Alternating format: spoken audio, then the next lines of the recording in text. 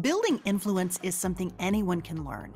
It's an investment you can make in yourself, and it can hold the keys to achieving your dreams and having the life and impact you want to have. I'm Laura Cox Kaplan. I've learned a lot over 3 decades about building and sustaining influence and how using it and using it effectively can make a big difference in your life and career. Here on She Said podcast, we're digging into the different dimensions that help us build and sustain influence. If you thought being an influencer was just for social media, think again. Whether you're starting a business, raising money for a cause, negotiating a promotion, running your household, or trying to connect with those who don't share your views, understanding and using the different dimensions of influence will increase your chances of success, whatever your goals may be. Listening to She Said podcast is a smart, efficient investment you can make in you. I'm really glad you're here, and I'm excited we're on this journey together. Hey friend, welcome to the podcast. We've all heard about the power that comes from a tidy, organized home and office. Studies show that getting organized is typically in our top 3 New Year's resolutions, right behind losing weight and getting in shape. Now, notwithstanding our focus on organization, it's a difficult thing for many of us to get our heads around. Now, trust me on this, I am 100% challenged in this department, and COVID did not help. I tend to be fairly organized, but my problem is I keep way too much stuff and way too much paper. Even when things are tidy, that doesn't necessarily mean that they are really organized, at least not based on Lisa Woodruff's definition. Lisa is my guest today to help us kick off the new year. Lisa is the founder and CEO of Organize 365. She's the author of 4 books, including her most recent, The Paper Solution, which I highly recommend. She's also the host of a podcast that's yielded more than 14 million downloads. I was honestly stunned by the growth in her podcast, but it speaks to the millions of you guys out there who are struggling to make sense of your stuff and all the emotional baggage that often comes with it when we try to sort, discard, file, and recycle. Now, before we jump in, there are a few important things I want to draw your attention to in my conversation today with Lisa. First, how mindset impacts our ability to get our clutter under control. We talk a lot about mindset on this podcast, and this is yet another really important dimension. Next, how organization is an investment in you and how that small investment actually helps you gain more time in the long run. Third, the impact of self-talk and making sure that the way you talk to yourself, especially when you're tackling a big, overwhelming organization problem, that your self-talk is oriented toward progress and not perfection. Fourth, and this is perhaps my favorite, how our organization systems need to evolve as we grow, evolve, and change, and especially as new people enter our lives. Nothing in life is static, including our stuff and our paper. It all has to evolve with us on this incredible journey. And then finally, how getting more control of our space and gaining more time can actually help us build more influence in our lives. The time we gain can be used to accomplish all those amazing things that we dream about. It can give us the bandwidth to connect more fully and to be more present for those that we love and care about, and so much more in this conversation. So grab a cup of coffee or the drink of your choice and maybe your notebook and join me for this conversation with Lisa Woodruff. It's coming up right now. Lisa, welcome to She Said. Thank you so much for having me. Well, I'm delighted to have you. You are an expert on organization, and you describe yourself as a professional paper organizer, which I think is just amazing. As somebody who has already made 3 trips to the Container Store just this week, this is something that many of us, myself included, really struggle with.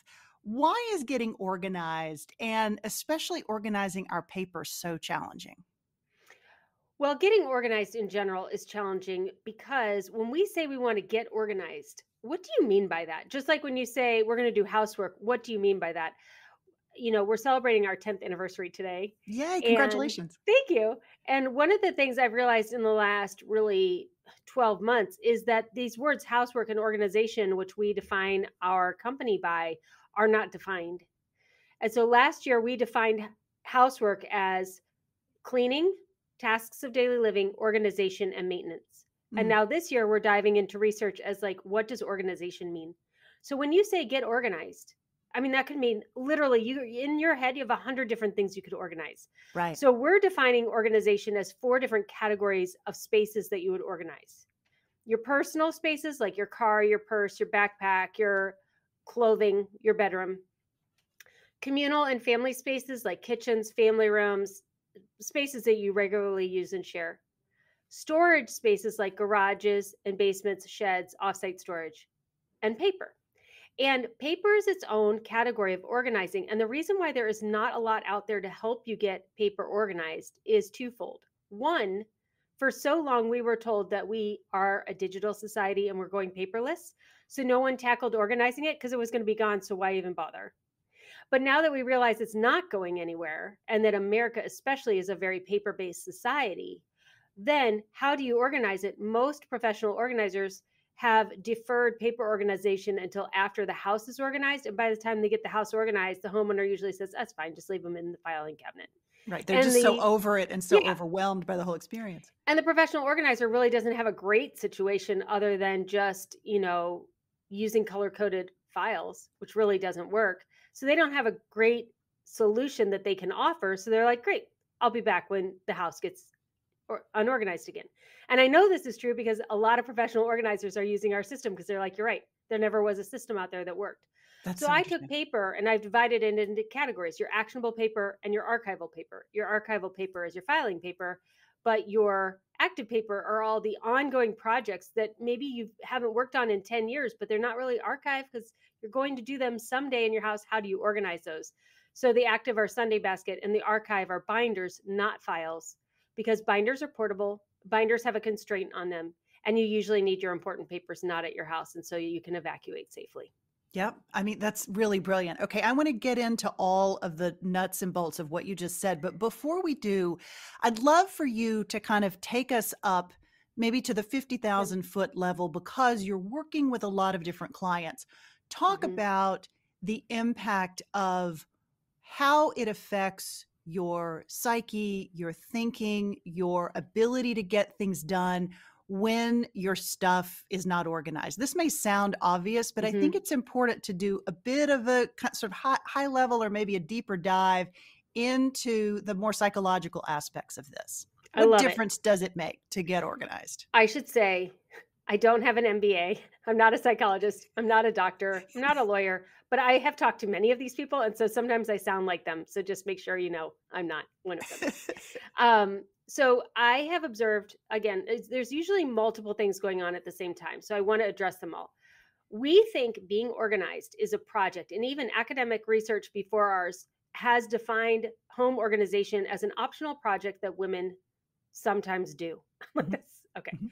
When we have time, right? Regardless, Right? regardless, that When is we what have time. academia in surveys is showing, that it's totally optional. Women do it sometimes, they get a burr and they decide to do this. And when we do get organized, the media, Pinterest, social media, other professional organizers often are showing you before and after pictures, really inspiring. Here's my before, hot mess. Here's my after, looks like a magazine. And so the what a before and after is in the media commonly has you doing organizing as it is a project that you are going to show people on your social media, not necessarily looking as if it's functional. And if it's functional, then you don't feel like you did it right because you can't really share it on social media. Right. So, what we're trying to do is not well defined.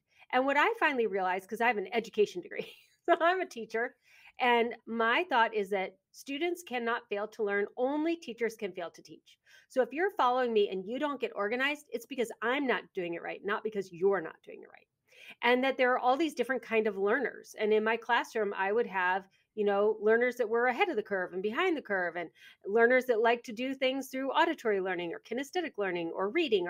And so almost everything we have, you can use all your different learning modalities to learn the Sunday basket. Like, it hits every single learning modality. But in teaching adults, the difference happens in the mind before it happens in reality. So children, when they're in school, have to learn whatever it is to pass the test, to pass the grade level. They don't have a choice. So they dive in and they start learning. Adults have a choice. They have to mentally buy into wanting the after and to putting the time and motivation into whatever they're learning. So they need to at least mentally commit to whatever the after is going to be before they will financially and physically invest in actually doing the learning. And that is where it's a mental game. The first mental game is realizing that you are able to learn how to get organized, even if you're in your 60s and you never were successful, even as a child in your bedroom. I want to say that organization is a learnable skill. Anyone can learn it. And 86% of Americans in our survey agree. And we're doing our second survey and the numbers are the same. So yay, we all agree we can learn organizing. So what I want to say is, if you believe that you can learn to get organized, which everyone can, does not matter, then it's a matter of finding the right teacher that can get you to mentally buy into the fact that you can do this and then following the system. It doesn't need to be me, but somebody can teach you. It's really that aspect of mindset that you set your mind to the fact that you can learn to do something new, even if you have historically always told yourself that, quote, I'm not an organized person. It's a learned skill that you talk about in your books, which I think is really, really interesting. What about, Lisa, the impact of COVID as it has related to our stuff and our circumstances? I feel, or have felt prior to reading your book, frankly, really the most disorganized that I think I've ever been. Talk about maybe what's going on with us as it relates to COVID, not just sort of the obvious parts of being home more, but why is it maybe harder for us to kind of get a handle on this? Yeah, it's impacting people differently. So there are a couple of things that are going on as usual. Number one, we were at the height of minimalism when COVID started. Everything has a 40-year cycle, and we were ready to go into more of collecting things and saving things and having more around us in general. I knew intellectually that we were turning away from minimalism, but I could not figure out how America would stop with the tiny houses. And then there was no toilet paper. And I went, oh, I see it now. So if you're feeling like you've always lived with, just in time stuff in your house and not a lot around you, and you're like, I don't know why I want to have like a 4 to 6 week supply of dog food and toilet paper. It's normal. It's normal. This is not going to go away. This is how you're going to feel for the next 40 years. So just embrace it and say, okay, I'm not going to be a minimalist. I'm not going to be a hoarder, but this is my new comfort level. So that is different for everyone. The second thing is COVID did one of two things. You either decided, fine, I'm safe at home. I got put in my bedroom by my parents. While I'm here, I might as well organize it. So you decided to double down on the thing that you knew you were in control of, which is your house. And you're like, okay, I cannot watch the news anymore. I can't worry about what's outside of these doors. I'm going to tackle the pantry. I'm going to do my clothes. And so you've systematically rechanneled that energy into your home. And it's making you feel better because you're in control of something. And it's also making your space better. But if you're listening to this and you have been exhausted, overwhelmed, you're a first line responder, you just can't even make another decision. The world is moving too fast. Things have really sped up in every industry, and you can't make sense of it. And you just need to really watch Netflix and do jigsaw puzzles like me all of the time. I am here to say you are doing the right thing for you at this time. I'm sleeping probably 2 hours more per night in the last 18 months than I used to. I mentally during the day, I'm fine, but I rest and relax so much more than I ever did before. Our brains are having so much trouble processing the amount of change that's happening everywhere as fast as it is. Right. Give yourself a break. That's so interesting. So and it also brings up a topic that, as I was reading your book, I thought this is such an aha for me. And that is around, we talk on She Said podcast a lot about life pivots, about career transitions. A lot of people are going through that as a result of COVID, but a lot of people were going, especially women, were going through that regardless of COVID. And, people who take a break to raise children for a period of time and then get back in the workforce. And so that change and evolution that we go through also carries with it a change in the way and the things, the stuff and the paper that we have to be responsible for organizing and processing. Maybe talk a bit about that particular piece of your strategy and how you work with people around that, because I think that's such an important and fascinating piece. And despite the fact that it's obvious, it had completely escaped my attention. So the book you're referencing is The Paper Solution that came out in 2020. Yes. So in 2021, I self-published my memoir, which is called Organization is a Learnable Skill. And in December of 2011, I quit my teaching job. And I came home. I was overweight. I was depressed. We were so little money. We are in debt up to our eyeballs. Our kids were not doing well. Just nothing was going well. Nothing was going well. And in December, my administrator said I wasn't a very good teacher. And I was 39. And in the past, I was like, okay, I'm not a good teacher. I was teaching middle school math in a Montessori school, and I had 14 different math lessons that I was keeping straight so that everyone was learning at exactly their pace. And I was like, Wow. okay, I'm not a bad teacher. Your assessment of me is incorrect. And if I'm officially failing now at teaching and everything else in my life, then I'm going to choose to quit teaching and see if I can become a success in being a mom and a homeowner and all the things that I've now let fall by the wayside trying to chase money. And I think a lot of people today are where I was 10 years ago. And so in January, I started organizing my house, what I had control over. And I step by step went through that year, rebuilding my income, starting my professional organization business. And you can really read that book, seeing how going through my closet was a problem, not because I didn't, I was overwhelmed. It was because nothing fit in my closet because I was so much more overweight than I had been in the past. And we had no money for me to buy clothes that did fit. So I literally had 2 pairs of jeans and like 4 or 5 tops or sweaters or sweatshirts that fit. And that was it. And nothing else fit. And that's what I had to live with it. So when you get rid of and there's not enough left, like that's where I was when I was getting organized. And so I think that when we are looking at a time like this, like COVID, our experiences of this pandemic are different, but we all have been changed during these experiences. Some of us have lost jobs. Some of us have voluntarily given up jobs, and we end up in the same thing. Okay, here's what we have today. What do we want to do going forward? Some of us have kept our jobs, but what we buy, the pace of inflation for the things that we need have outpaced our income. And we're all in these places where we're like, what am I going to do next? So when you're in this place where you're like, what am I going to do next? The first thing I usually ask you is, what do you have control over and what don't you have control over? And if you sit down and just make a list, I do not have control over COVID, the presidential election, like all these things that are on your social media. I have control over how often I do my laundry, what the state of my home looks like, how many things I say yes to, how many different places I go for errands, if I shop online or not. Like these are the things I have control over.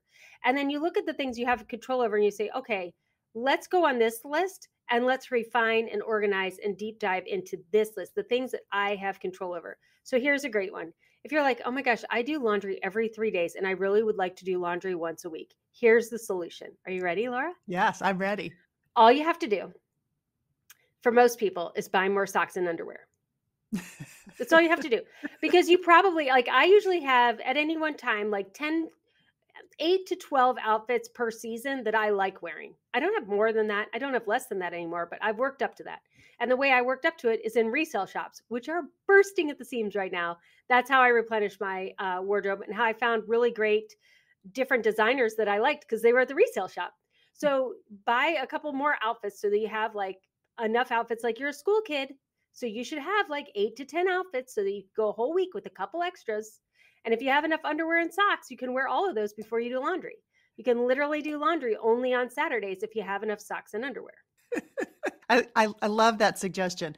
Lisa, what about sort of dealing with, as you went home and looked at your closet and you had all of these outfits that were designed for your past life and you were making a transition into something else. One of the things that I have found particularly challenging personally is that as we reinvent ourselves in a different way and need a different quote unquote costume to wear, right? That sometimes it's hard to let go of those pieces like clothing, for example, that really fit a different way of working than perhaps what many of us, myself included, are doing now. Maybe talk about the psychology around coming to terms with that, saying goodbye to that piece that really doesn't serve us well anymore, and what your advice is for clients. The clothing is so hard. Yeah, And it we is. have, and I don't know until I really thought about it, how much we judge with our eyes, ourselves and others. But what I've observed is this for myself personally. When I was a kid, we didn't have a lot of money. But when I was in high school and college, we had an exorbitant amount of money. My parents got a second house and multiple cars, and it was cushy. It was really nice. And my mom took me on multiple shopping sprees each year, and like just credit card, whatever you want, and would create these wardrobes for me. And so when I went to Catholic school, Catholic high school, you had a uniform, and she went and bought, like these 8 to 12 outfits that I'm talking about that all mixed and matched. And I got to go to the mall and came home with all the bags, felt like Pretty Woman. It's before Pretty Woman was even a movie, but let's not talk about that. I went to college. She did the same thing. She bought me a whole wardrobe for college. Every summer I got more in my wardrobe. And then when I got married the year after college, she bought me a whole wardrobe for my honeymoon and like the first year of marriage. And so I was used to going to Talbot's and the mall and all these stores and spending a couple $1,000s to build this wardrobe every year or more often. And then those clothes lasted a long time. And by the time I was sitting in that closet with like 3 outfits to wear, I was about to turn 40. And my parents got divorced at 35. And the money train stopped at like 32. Like I had to be my own woman. And so a lot of the clothes that were still in my closet were these really nice, expensive clothes that my mom had bought me that were literally like a size 0 and size 2. And I'm a way bigger size at that time. And I could never even fit in them again if I wanted to. But I didn't want to give away not only the money that those clothes represented, but that time of life. Right. When I could go to the store and pick out whatever I wanted and everything matched. And I always looked great and everything. And my mom is English, very formal. I went to white gloves and party manners. I know what all the forks are if I were ever at the White House. I know what they all do. I've been trained. I don't live that way, but I had khakis. Like I didn't have jeans till I went to college, and I had one pair because we wore khakis and we wore dresses and we were very prim and proper.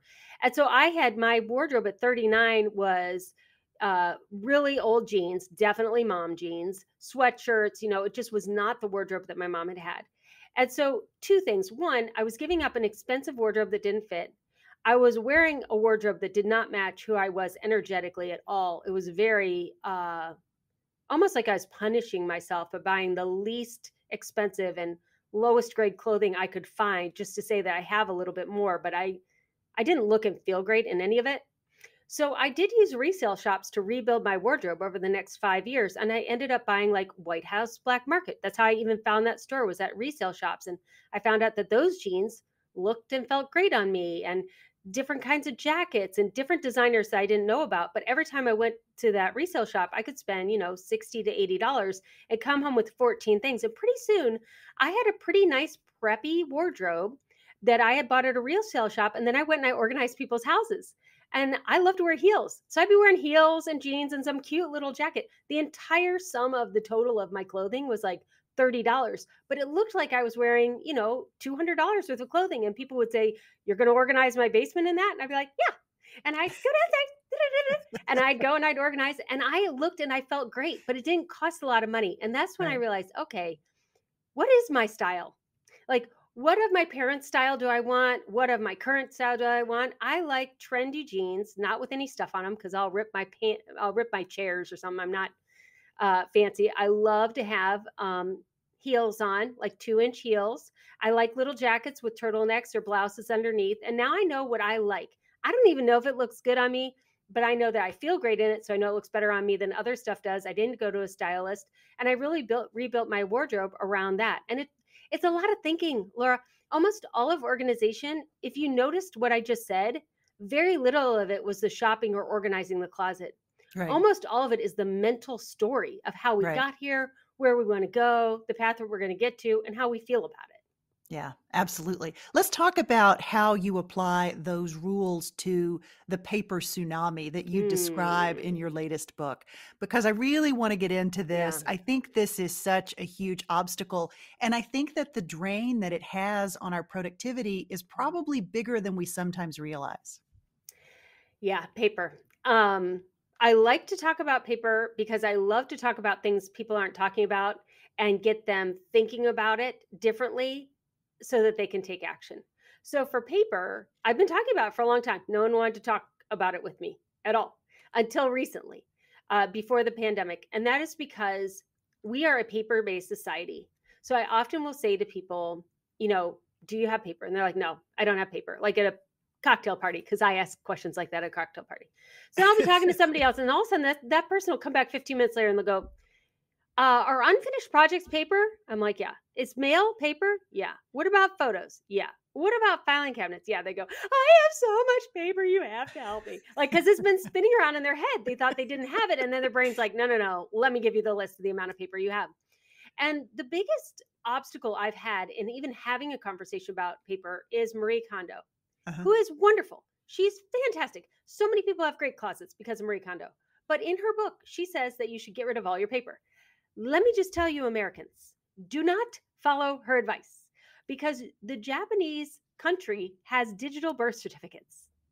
They don't understand that you would carry around this piece of paper that says you were born in some other city or a little social security cards. Like, America is extremely paper based. And so if you're going to take paper organizing advice, make sure you're following somebody that is in your country and understands how paper works in your country. So once we can agree we have paper, I think we can also agree no one knows how to use a filing cabinet. So we put our paper in filing cabinets and we don't need most of it until we need it. Yeah. And when you need it is always an expensive and traumatic experience. So you have to be power of attorney, you have to be power of healthcare, you have to be a caregiver, you have to settle an estate, you have to sell your house, there's a divorce, there's some big event, usually involving a lawyer, and you need to substantiate and find paper documentation. And then you go, oh, the paper that I need is mixed in with a bazillion million other pieces of paper I don't need. And now I have to go through all of this paper in order to find these pieces of paper I need in order to deal with this event that is usually time bound, very expensive, and very emotionally wrought. Right. The other reason I really like to talk about the paper tsunami is because right now we're experiencing COVID collectively as a society. And when there is a natural disaster like these horrible fires, hurricanes, all of those things, we experience that collectively in a region. But becoming power of healthcare or settling someone's estate, which everyone pretty much will do, is an isolated event. And in all of these, you need to get your paper organized. And it's not urgent. You don't have to organize your paper today. You can shove it in the bottom of a closet. You can keep putting it off. But once it's done and it's actually in binders instead of in file cabinets, and you need to evacuate, you grab the binders and you just go. And you don't have all that stress and worry and anxiety about will that paper still be there when you get back. What about the different mindsets behind digital organization Mhm. versus paper organization and concerns about security? Very, Mhm. very legitimate concerns about security at this Mhm. point. Sort of how do you think about that? And which pieces should be digitized? How much of it should be Mhm. digitized? Sort of what's the approach we should take? So when I first tried to organize my papers, I tried to digitize everything and organize it first. And I didn't even get to scanning the first piece of paper. I did buy the scanner because, buying stuff's always easiest. But I never scanned a single piece of paper. And the reason why is because I couldn't figure out once I scanned it how to organize it digitally. Right. And so I've learned that digitization and organization are two different skills.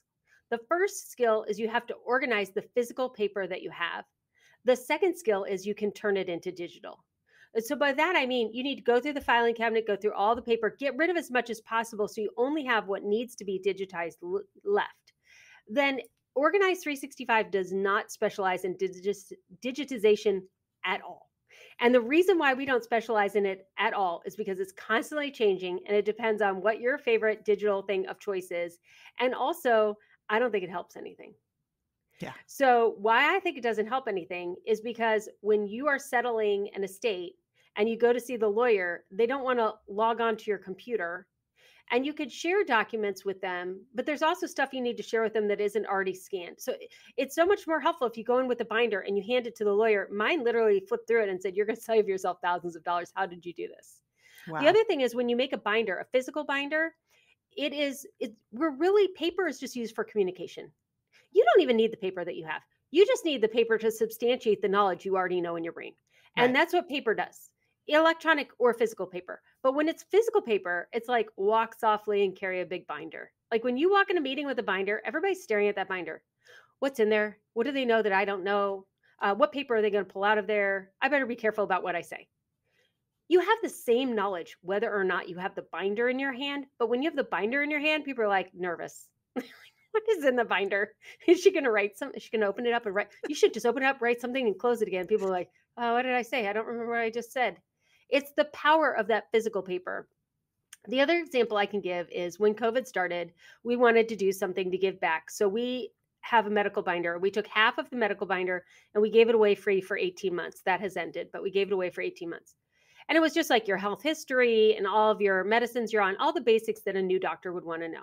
So that if you had to go to an emergency room, you would have it written down and you wouldn't have to think about it. Having no clue that they were going to stop having advocates go into hospitals with people the next day.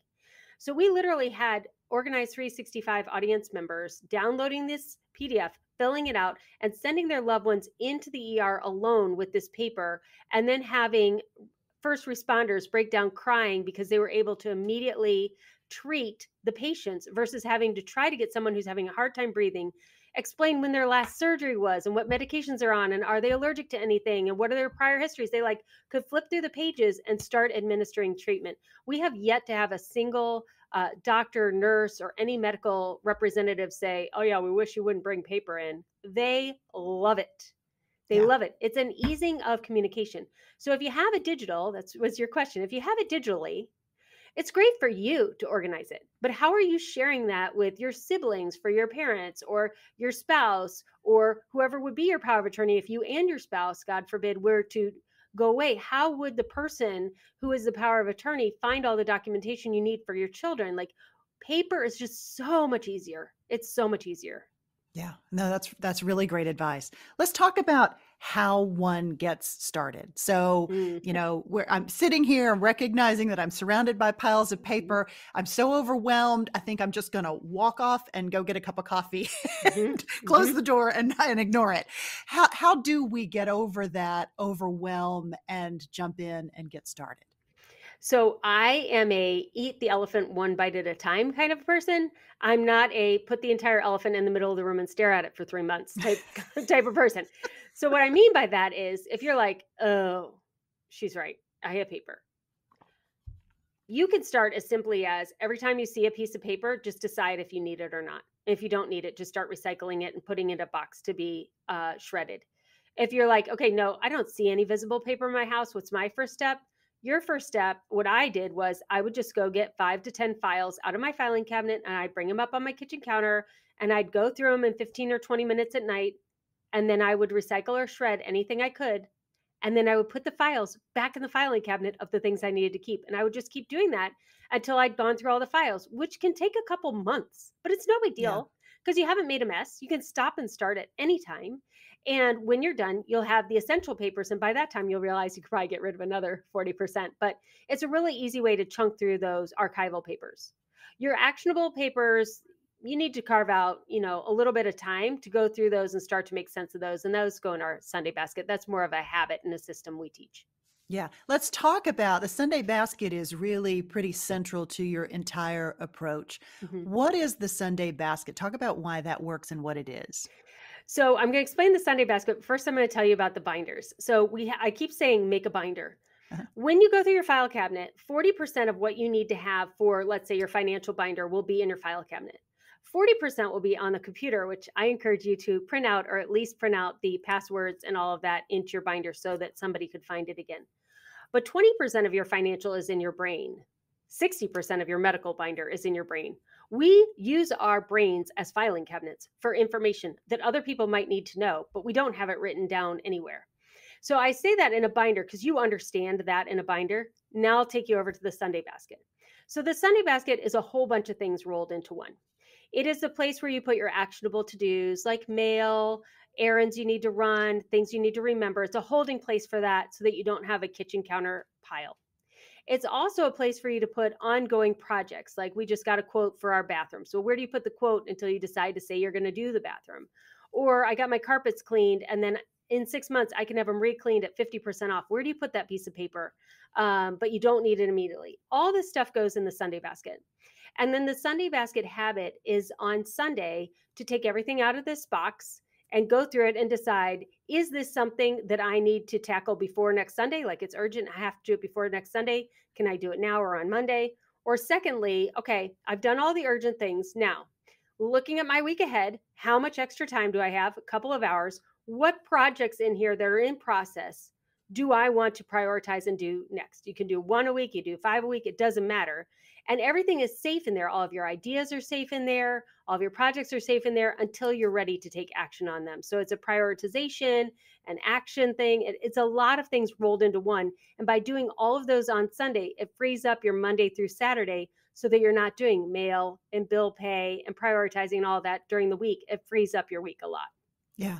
And it really boils down to establishing that discipline Yeah. that you're going to work on this every single week for at least a short period of time. You're going to dedicate the time so that it doesn't become something that is so overwhelming. My version of a Sunday basket is very, very tall because I've just finished your book and I'm like, okay, we need this. Well, that's right. That's right. It's going to be overwhelming for about 6 weeks and then you'll settle into a rhythm. You'll settle into a rhythm after that. Yeah, but it's a really great idea. So one of the other things that I was particularly fascinated by, one of your books, one of your 4 books is on ADHD and how it impacts organization in the home. Maybe talk a little bit about that concept and why you felt compelled to write an entire book about that. Well, I mentioned that we have different learning styles. And often as a teacher, I was an intervention specialist first, and then I had my classroom. So I understood the challenges of all different learning styles and ADHD. And my 2 children are adopted, and they both were diagnosed with ADHD during their school years. And they went to a private school for learning disabilities, and a high preponderance of those students also had ADHD. And this school provides service for teachers in the Cincinnati area through Cincinnati Children's about ADHD. So I became an expert in ADHD for students. And because I am a teacher and I've been organizing kids forever, like when I was a babysitter, I would help kids learn how to organize and keep their bedrooms clean. Parents loved me. And so I was teaching kids how to get organized. I was specifically working with some students from this school whose parents had hired me to teach them how to organize their bedroom. And I realized I was doing something different with these students than you would do with non-ADHD students because I understood the 8 executive functions of the brain. So I wrote a book and then I had our psychologist read it to make sure I was right because I told you I'm not a doctor. And she said, no, you're good. You can publish this. I said, okay.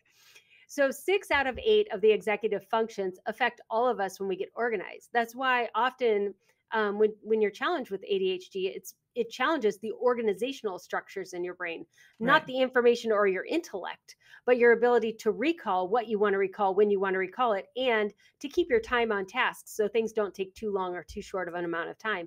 And so I identified 6 of those. I specifically in the book explain, what does this brain function do? What does it look like in a home when it is not working? And how do you then put in some supports to change that at home? So I've had a lot of people read those books for their kids and then self-diagnose and then go to the doctor and become diagnosed. They're like, I didn't even know I had ADD. So yeah.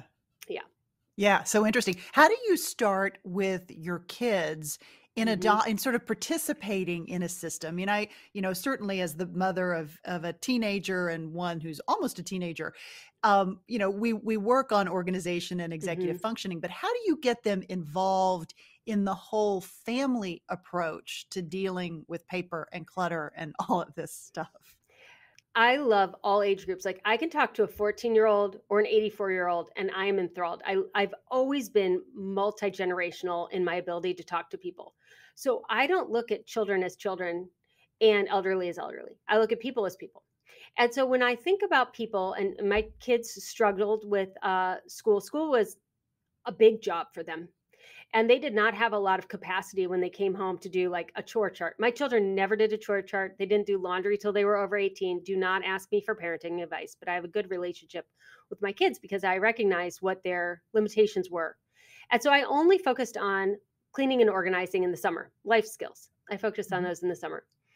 And I had to really give up the idea that I'd be a homeschooling parent of 4 children that all had, like, I had this big, huge dream in my head of these children wearing matching clothing and doing their jurisdictions and having their chore charts. And like, this was my idea because that's what I would have been as a kid. And this is not what I got as a parent. And I remember the kids were like 6 or 7 years old. And I said, okay, Lisa, you're going to have to rewrite the future in your mind. We're not looking at 4-year white collar college students here. Like, these kids have amazing gifts and talents, and you need to embrace what they are and what they're capable of and what they desire versus what was right for you and your husband. And so I really started to rewrite my whole story. And when I rewrote my whole story, I had to think about what we expected of them as parents doing chores, and which they were not successful at. And I thought, I'm the adult. I have the house. I bought the house. I'm in charge of the whole house. They're kids. They're in charge of their bedrooms. And my sister and I had this game that I created because we lived in the country. We had nobody in our area. So I created this game for us called Big Friend. And our bedrooms were our mini apartments. And we would get on our bikes and we would pretend like we're driving our cars, and we'd meet in the kitchen, and that was our cafe. And I had this whole elaborate game. And I thought, well, what if my kids' life was like Big Friend? Like, their bedrooms were their mini apartments and they were responsible for them. And every 3 years I was redecorating the rooms anyway with their input. I thought, well, let's let them pick the paint color and let's let them organize the room and let them have mini fridges and the whole 9 yards. And so, but along with that, they need to clean it every Saturday because it's their apartment before they're able to do something. And it's that sense of ownership. Once you define what you want your kids to be responsible for and give them the ownership of it, and know that it's not going to be done to your expectation, but if it's okay for them, and let them do that and wait for them to ask you to help them, then they're ready. They're ready to do it. And if you have 3 kids, one is always an organized kid and the other 2 will kind of watch and follow that child's lead. Interesting. That's really, really fascinating. I have, a boy and a girl. As you might imagine, my daughter is, she and I think the Container Store is the mothership. Yes, and right. my son is like, I'd rather take, a beating than go to the Container Store with the 2 of you. Because gender does seem to play a role, at least to some degree. Again, not to overgeneralize, but this is not going to be earth shattering to most people listening to this. And I could say, in general, boys tend to have more electronics and more collections, like rock collections and things like that. And they like to have the same collection for a really long period of time. So then you have with lots and lots of rocks, and the parents are like, they're rocks. And the kids are like, no, I got this one on this thing. Whereas girls tend to have more things that they collect, and then they collect them for a shorter amount of time. So, they're into makeup, and then they're into Polly Pockets, and then they're into this or whatever. And they get like every single thing that goes with that thing. And then they get rid of that whole thing, and then everything that goes with the next thing. And so it is different kind of organization for boys and girls in general. Yeah. It's really interesting. So let's talk about, Lisa, as we set our goals and, we put it in our top 5 to get more organized and to declutter and to get our Sunday basket going. What happens, and how should what's your advice for clients when they fail? Because people are you're going to get busy, your life's going to overtake you, you're going to lose track of things. So how do you help your clients manage to the failure piece and to getting right back in there and starting again? What's your advice for all of that? So organization is a journey. It's not a destination. You cannot fail in organizing. Like, even have a podcast that says you can't possibly be failing when you're organizing. It's not even a possibility. It's not a skill that you can learn as fast as riding a bike or tying your shoes. It's more like learning a foreign language, and you learn different levels of the language as you're learning organization. Like in this podcast, you might say, oh, I never thought about a difference between personal organization and family space organization, or my kids' rooms are now their mini apartments. Like, it's a learning, and you keep getting deeper and deeper in your understanding of what organization is. And organization leads to productivity. So as soon as you have one little area organized, that area of your life becomes more productive. And you're like, whoa, I didn't expect that. You're like, oh, I want more of that. So you'll get one other little area organized, and you're like, oh, that's productive too. And then you start getting addicted to the productivity. The problem is, if you chase productivity, then you get frustrated. You have to chase the organization, which leads to the productivity. And decide what kind of an organization you want. So you keep mentioning the Container Store. I do not go to the Container Store. I'm not a container person. I'm a functional person. So Uh-huh. my house is not going to be in a magazine, but it's really organized in that we can find everything and everybody can find everything, but it does not look like you would imagine a Pinterest organizer to look. And I'm okay with that. Sometimes I feel guilty when I say it, but nothing's labeled in my house. I have multiple label makers. I don't label anything. I don't need to because everybody knows where things go. And so that's not the level of organization I want. So, what level of organization do you want? And then organization is like building muscles. You wouldn't say that, oh, I failed, like I have no muscles in my body anymore. No, you still have muscles. You might have eaten cookies all Christmas. And so now you need to like shed a little bit of weight so you can even see where the muscles were, but they're there. They will get stronger and they will get weaker and you will continue to grow. And there are some things that are easier to organize than others. Actually, a file cabinet is actually pretty easy to organize because you can do a couple of files at a time, and you think that's hard to organize. It's the actionable paper that's harder to organize because it's moving so fluidly.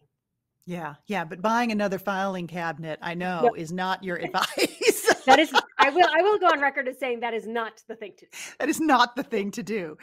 Maybe let's talk about the sort of self-talk track in our heads as we're going through this process and trying to get a grip on reality. Maybe talk a little bit about what you see your clients, maybe habits that they have that you work to break and help them think about things a little differently. I do think the little mantras that I do, they will parrot back to me like give yourself grace, progress over perfection, done is better than perfect. If you have a child under the age of 5, just go take a nap instead.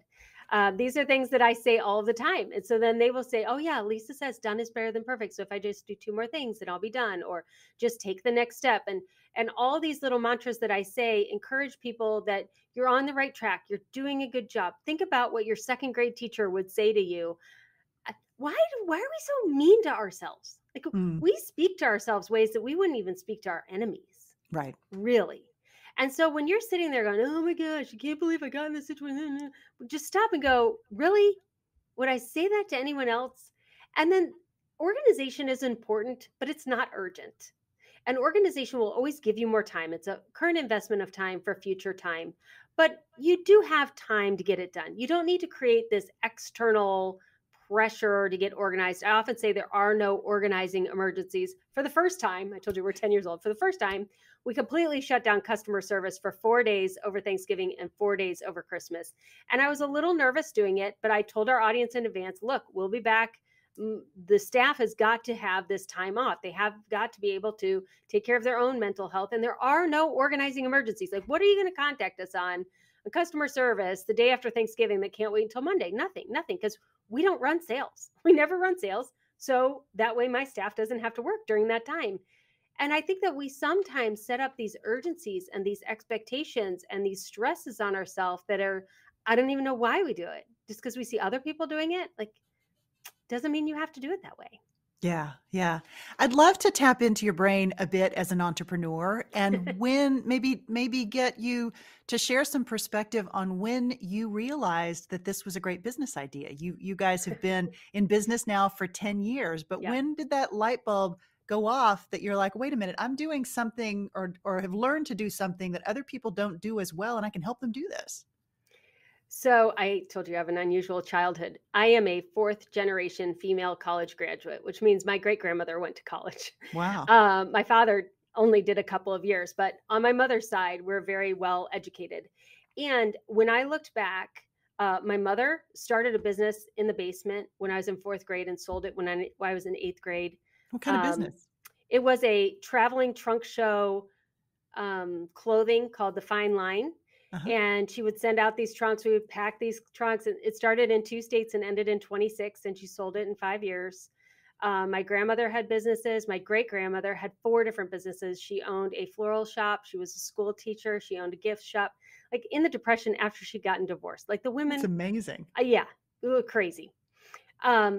And the men also owned their own businesses too, but they ended up owning their businesses by being really great salesmen and increasing the sales in the businesses that they were in, and then getting ownership in the businesses. It was my father and his father did the same exact thing. That's how they became owners in businesses. And I had a limiting belief before I turned 40 that I could have a business, but I couldn't have a big business because the women's entrepreneurial businesses were always smaller than the men's entrepreneurial businesses. And it wasn't until a few years ago that I finally voiced that to my husband. He was like, "You can make more money. You should go make more money. Do you see the debt around here? What are you waiting for? Like, could you get it? Get going. Get going." So that was a huge limiting belief I had. But when I was sitting there at 39 years old, I had other businesses. Like 2009, I had 11 Schedule Cs on my tax return. Like, I know how to start a business. I'm just Wow. entrepreneurially minded. Yeah. And I said to myself, okay, Lisa, you've got to start the business that you're going to do for the rest of your life. And I always knew I wanted to grow a real business with real products, with a real team that, you could actually drive there and see the business, that not just an online business. But I started it as an online business. I knew it would have an online component, and just kind of put all those things in play. I remember I was getting ready to go to college. I was 18. My dad took me out to breakfast, and he said, all right, it's going to cost me $100,000 for you to go to school, or I can give you $100,000 and you could just start the corporate daycare you want to do anyway. And I went home. I said, Mom, I'm going to start a corporate daycare. She said, no, you're not. You're going to college. I was like, oh, okay. So, I mean, just that kind of a mindset to know that, okay, 4 years of college, plus if there's an extra year, that's going to be 100,000, or we get like that money is money and time is time, versus like, an education gets you this, gets you that. Like, that's just not the way my parents ever thought. So we just think differently, really Yeah. differently. Yeah. So interesting. Lisa, as you think about your life and career, what's the impact that you hope you will have had on your clients and on other people that you touch with this business? It's humbling to think about. I love teaching. So I love getting people interested in what I'm doing just so they want to talk to me so that they learn more. But I have a new coach I'm working with, and she said, you could be having such a bigger impact than you are because you're limiting yourself. And I was like, what do you mean? And she said, well, you don't have sales and you don't have a countdown timer and all these things because you don't want to be a high pressure salesman. I said, right, lifetime membership, buy when you're ready, all of that. She goes, yes, but Lisa, what you're giving specifically women back is time. She said, I got organized with you and now I have so much time. I was able to change my job and spend more time with my kids. And we do all these things because I'm organized. I have time. She said, you give women time and they need time more than ever. And because you're not really, putting any fire under them, they're going, all right, well, Lisa's going to be there and it's okay. And I can wait. And she said, but you, like, literally the women that you're giving time, look what they're doing with it. And so we don't have after pictures because we're functional organizing. Like, we don't have the cool before and after. So my social media manager said, well, what is the after people get from Organized 365? And I said, time. Like, Sunday Basket gives you 5 hours of time. She said, what are they doing with that time? And she started asking people. And so what people are doing with that time is they're writing books. Someone I just interviewed used her time to go and be a first line responder in New York because she was capable of doing that. We know that the workbox was inside of the lab that was creating the very first COVID test. Like, Wow. it is amazing how far the Organized 365 audience is taking this, and it's time. And specifically when you look at women, like, I have a grandchild now and I had to leave work halfway through the day to go to the ER with my daughter. My husband didn't do that. Right. And I'm running the company. He's an employee. Like, I'm the one that left because women, our time is compressed and we have so many responsibilities and things we want to do that the more time we get, once we get some time, we really can make a huge impact. So it's just time. Being able to streamline people's home lives and understanding of how they use their time and the work at home so that they have more time to do what they're uniquely created to do. Yeah, I love that. I love that. That's really great. Of all the mantras that you share with clients, is there one that's your favorite? Probably progress over perfection. I think as women, we like to be perfect. Yeah. There's no such thing, by the way. You're striving for something that's unattainable, but we just like to think that it's there because we think everybody else has it. Nobody has it, by the way. Nobody. Yeah. But we get stuff done, right? We do. Very action oriented. Instead of a perfectionist, we say we are women of excellence. And everybody can strive to be excellent, but no one's going to be perfect. Yeah, I love that. Lisa, this has been a joy. I loved it and have learned a lot. I know that my audience will as well. Lisa is the CEO of Organization 365. She's got 4 amazing books, which I will include links to in the show notes, as well as links to her podcast. She has 7 million downloads and counting, which is just extraordinary as a fellow podcaster. So that's what's in the book, right? It's Yes. 14 million this week. No way. Yes. Oh my So I'm like, where'd you gosh. get 7 from? We've updated our website. It's Oh in my the gosh. book. So in 18 months, we've doubled our podcast downloads. Seriously. Yeah. And do you think COVID 14 was had a big impact on Nope. that? No. That's incredible. It's just That is steadily, incredible. our whole business has steadily grown year over year. Like we have not had like a hockey stick anything. Yeah. That's amazing. We're just plugging away over here. I love it. Well, congratulations. That is you, Laura. amazing progress. And you're helping people change their lives for the better and helping women get more time. I love it. And I really, really love meeting you. Thank you so much. Thank you, Laura. Friend, I don't know about you, but Lisa left me feeling particularly inspired to get a much better handle on my paper and my stuff. And in all honesty, after reading her book and finding some extra time over the holidays, I actually tackled a few troublesome areas in our house, including my office space, which quite honestly has been an absolute nightmare these past couple of years. My soul actually feels lighter and my brain clearer. I'm not kidding. Maybe it's just the start of a new year, but I have to believe that the focus on organization and really getting my stuff and clutter under control is making a big, big difference. I hope you will give some of Lisa's tips a try and think about it in the context of how you build and sustain influence. And let me know what works for you and if anything changes for you for the better. You can send me a message on social media. You'll find me at Laura Cox Kaplan on Instagram, Facebook, LinkedIn, and Twitter. And I'd also love a review from you, which helps others to find conversations like this one. Friend, have a great week, and I'll see you again next time.